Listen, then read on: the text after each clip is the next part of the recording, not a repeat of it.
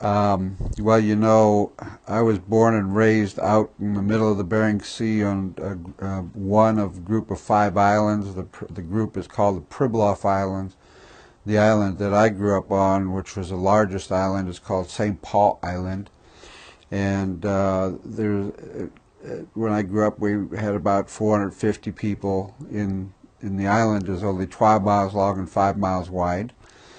And when I was a child, I think we had about 1.8 northern fur seals, all congregated around the shoreline of the island, and 2.5 million seabirds, and 1,000 reindeer, and 500 Aleut people. That's the island I grew up on.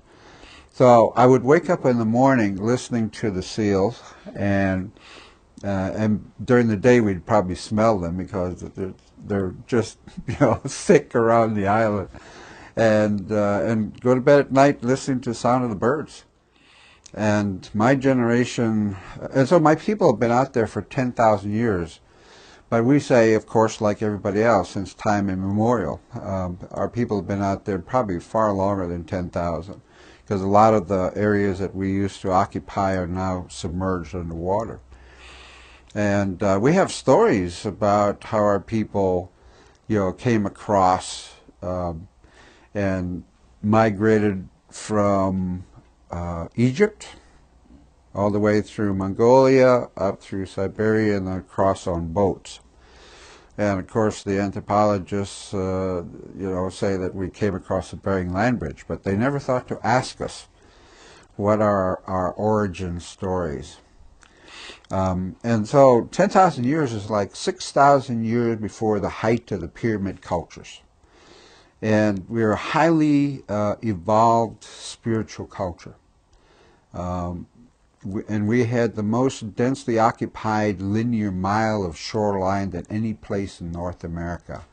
That shows how sophisticated our culture was to be able to support that density along the shorelines in Alaska, in a place that is very difficult to eke out a living, you know.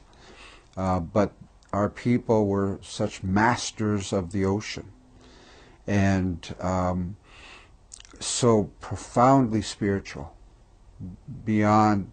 And I think at that time probably most groups in the world were that spiritual, and we're lucky that we've had a lot of the information passed along from generation to generation in terms of what that spirituality was all about. And it was basically profound connection with all of creation, because this is central to how we know things, and it characterizes more of our profound connection with all of creation.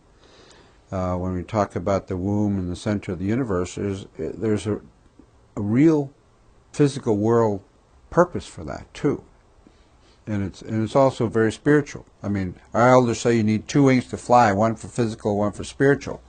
You got to have both. You can't fly without one or the other. We are given our physical for a purpose, and we're given the spiritual. So one day I was 16 years old, and I was kind of, you know, lamenting the fact that our people had lost their ways to be able to create these incredibly powerful spiritual masks, right? I would see them in the Smithsonian and in Europe, in the Louvre, in France, and we have all these books, pictures of these Aleut masks, Unangan masks, and I was lamenting about, you know, this way is gone. We don't see anybody making these kind of masks. I don't know how to make these kind of masks. So I decided I'm going to go to the oldest man in the village on St. Paul Island, 88 years old, Aggie, Perkoinik, we call him Perkoinik Aggie, because his grandfather was the last shaman on St. Paul. So I went to him and I was telling about how we've lost this way, and he says, no, it's not been lost, you know. I'm paraphrasing, but what he said was, go out to the ocean, next to the ocean, on the beach, clear your mind, center yourself, set your intention, and wait. Okay, now that sounds pretty simple on the surface, but spiritually what that means, and I knew intuitively at that time what it meant. Okay, clear your mind means no words. Your mind is quiet, okay? And center yourself is literally the centering within my own being, which is being present here, now, in this moment, okay? And set your intention and wait. On the surface seems pretty simple, but what it really means is, can you trust and have faith and know that the answer will come with every cell of your body? Not your mind, because the mind is quiet.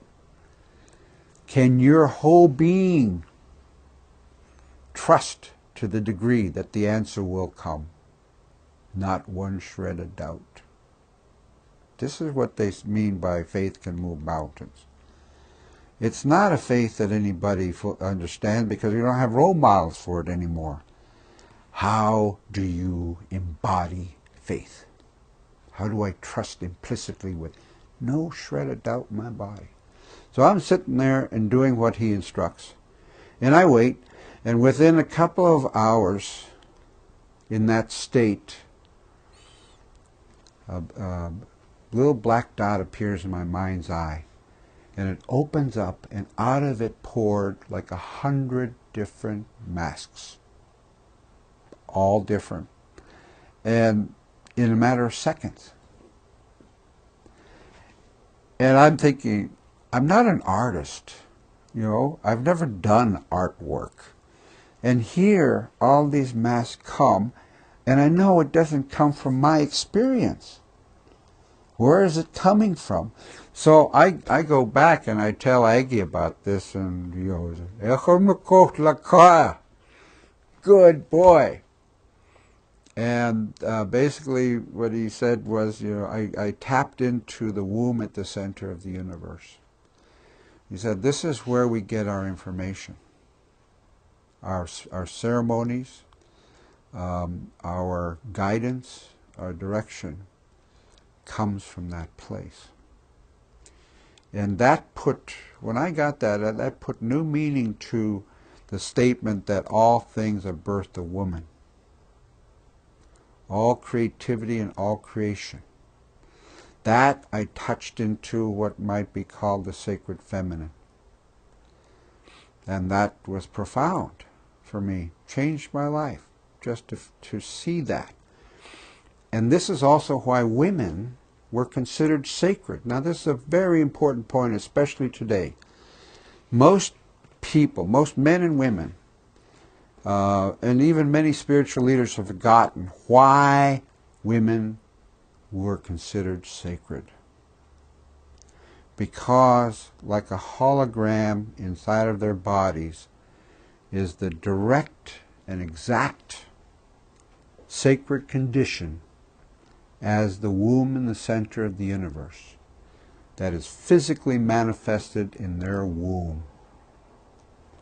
Now, Western medicine would say, well, you know, we can take the egg and the sperm outside of the womb, and we can, you know, start life, but it can never grow into a human being.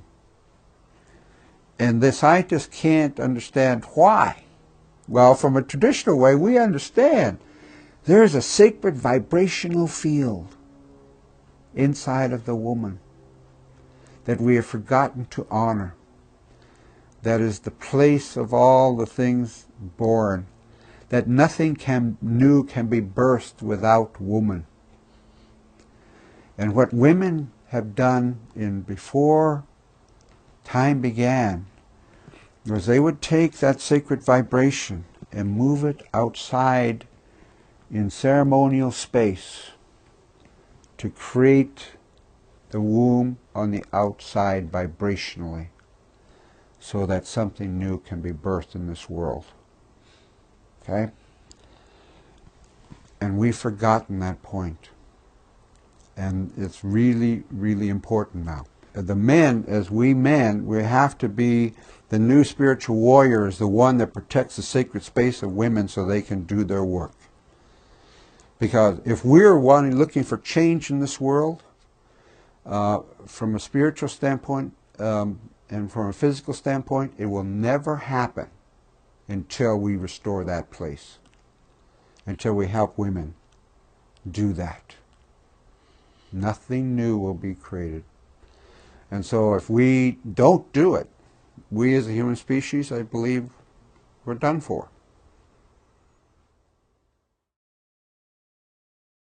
So there's no person in the entire world that hasn't had some kind of soul trauma in their legacy, passed down from generation to generation until it's here with us today.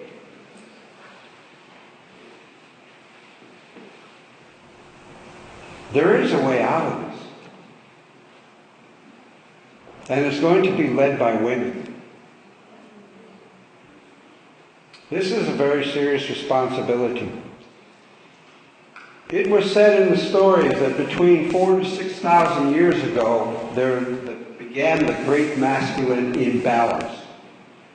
Prior to that time, this pendulum between masculine imbalance and feminine imbalance was going on since the beginning of time. And so the spiritual leader decided to hide the sacred teachings. And they knew that all things feminine were going to be smashed in horrific ways. High priestess cultures, goddess cultures, women, Mother Earth-based cultures, Mother Earth. We are still in this time of masculine imbalance. All things feminine are being desecrated in an unbelievable, sustained way. And you as women who are born from your mother, who has this lineage of pain and suffering that has gone for thousands of years, that is now energetically in your bodies, downloads into the fetus directly. You are inheriting the lineage of collective consciousness of women and the lineage of your own ancestry. You're born as a woman, and then you come into this world of great masculine imbalance and suffer your own life experience to add to that. And we're all complicit, men and women, in what has unfolded and what is continuing to unfold. Women now are being called to restore their own center of power. Because even with all of this violence that has been done to women for thousands of years, you still hold the sacredness within your body, in the womb. All things in our understanding of the ancient teachings comes from the womb at the center of the universe. And the identical womb is in every woman. That field of sacred power from the center of the universe, which has the power of creation and creativity, is in women. What we have forgotten during the masculine imbalance is that nothing new can be created without the sacred power of the feminine coming into the center of the outer world, starting from the inner world. Right? I talk from a totally selfish standpoint. No matter what you do, I'm telling you, without restoring the sacred feminine, nothing new is going to occur in this world. Nothing. We can't think ourselves out of these problems. What happens in the traditional understanding of the sacred power of women is that women can take the vibration, the holy sacredness within their womb, when they work together in ceremony, and put that womb out here. So that a container is, sacred containers created in the ceremonial space for something new to be birthed.